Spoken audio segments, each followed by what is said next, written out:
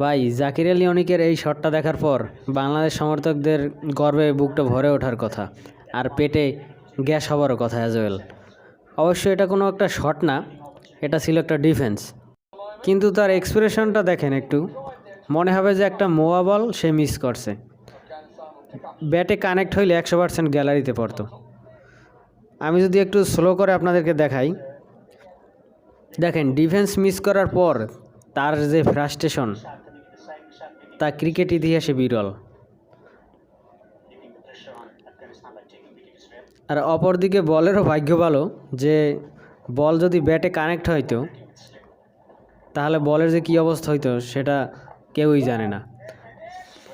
তাই এই কারণে বলের ভাগ্য ভালো যে ব্যাটে বলে কানেক্ট হয় নাই। একবার চিন্তা করেন একটা মানুষ কতটা লিজেন্ড হইলে এমন একটা ফ্রাস্ট্রেশন শো করে। We are lucky bro.